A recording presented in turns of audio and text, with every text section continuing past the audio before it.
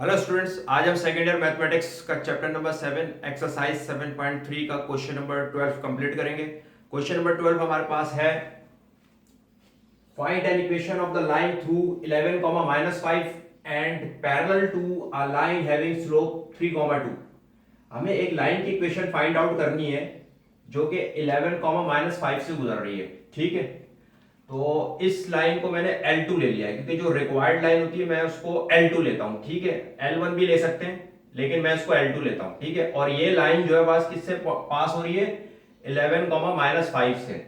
और इस 11, -5 को हमने सपोज कर लिया कि ये पॉइंट P है and parallel to a line having slope, और ये लाइन जो है पैरेलल है इस वाली लाइन के, इसको मैंने L1 ले लिया। ठीक है, और इसका स्लोप हो गया M1 और ये है हमारे पास 3/2।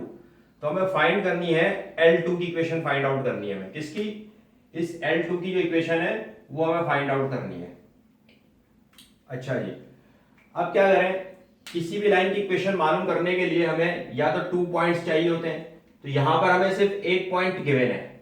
ठीक है, दूसरा पॉइंट नहीं आ सकता। या फिर हमें स्लोप पॉइंट चाहिए। ठीक है, तो स्लोप जो है एक पॉइंट हमें गिवन है और ये जो लाइन है L2 इसके पैरेलल है, तो यहां से हम इसका स्लोप निकाल लेंगे क्योंकि जब दोनों लाइंस पैरेलल होती हैं तो उनका स्लोप सेम होता है। ठीक है, या फिर हमें स्लोप इंटरसेप्ट चाहिए होता है, तो स्लोप तो निकल जाएगा यहाँ पे लेकिन इंटरसेप्ट नहीं आएगा। या फिर हमें 2 इंटरसेप्ट चाहिए होते हैं, तो यहाँ पे बस 2 इंटरसेप्ट नहीं आ सकते। तो क्या करेंगे हम इसमें यूज करेंगे स्लोप पॉइंट फॉर्म। ठीक है, क्योंकि यहाँ पे एक पॉइंट हमें गिवन है P और ये लाइन जो है L1 के पैरेलल है, तो दोनों का स्लोप सेम हो जाएगा, तो स्लोप पॉइंट फॉर्म यूज कर लेंगे। अब हम इसका सॉल्यूशन करते हैं कि सिंस लेट कर लेते हैं सबसे पहले। लेट P जो है पॉइंट है 11, -5। ठीक है, इसको हमने P सपोज कर लिया। अच्छा, अब since L1 is parallel to L2, यानी कि L1 जो है वो पैरेलल है L2 के, और यहां पे हमें L1 का जो स्लोप है, slope of L1 is equals to M1 is equals to 3/2 हमें गिवन है। ठीक है, तो अब यहां पे सिंस L1 जो है वो पैरेलल है L2 के, तो फिर क्या होगा कि हमारे पास M1 और M2, जब भी दो लाइंस पैरेलल होती है तो उनका स्लोप सेम होता है। ठीक है, बराबर होता है, इक्वल होता है, तो जो M1 होगा वही M2 होगा। तो अब यहां पे हमारे पास M2 जो है वो आ जाएगा 3/2।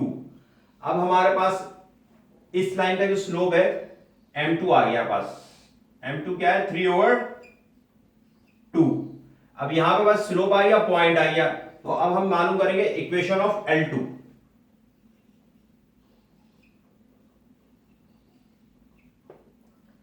अब यहां पे हमें स्लोप और पॉइंट गिवन है, तो by using slope point form.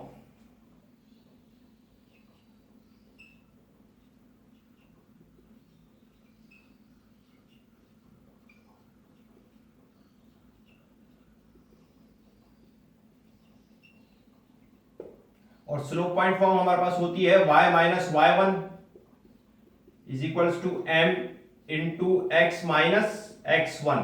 ठीक है, अब चूंकि ये लाइन जो है पास क्या है L2 है, तो ये M2 हो जाएगा पास, यानी कि y minus y1 is equals to M2 into x minus x1। अब यहां पे हमें x1 चाहिए, y1 चाहिए और M2 चाहिए।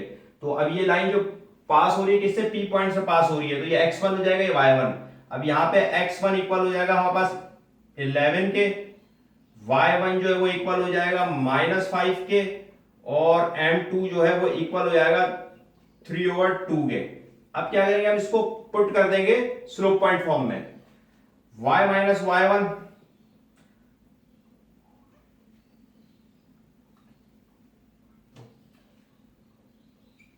करली ब्रैकेट y माइनस y1 जो है पास यहाँ पे क्या है -5 इज इक्वल्स टू M2, ये पास हो गया 3/2 x माइनस x1। ठीक है, अब ये हो जाएगा हमारे पास y minus minus plus 5 is equals to 3/2 into x minus 11। अब 2 यहां पे डिवाइड हो रहा है, यहां के मल्टीप्लाई हो जाएगा, 2 multiply by y plus 5 is equals to 3 into x minus 11। अब क्या करेंगे हम कि 2 जो है y से मल्टीप्लाई हो रहा है तो ये हो जाएगा 2y प्लस 2 5 जा 10 और ये जाएगा बस 3x और 3 जो है 11 से माइनस 11 से मल्टीप्लाई हो रहा है प्लस माइनस माइनस 3 11 जा 33। अब ये हो जाएगा हमारे पास 2y। अच्छा हम x को पॉजिटिव रखते हैं तो 3x प्लस 2y, इसको हम इक्वल के राइट साइड पे लेंगे, माइनस 2y प्लस 10 है, इसको हम इधर ले आएंगे तो माइनस का 10 एंड माइनस का 33, ये हो जाएगा इक्वल टू 0। ठीक है, अब ये हो जाएगा बस 3x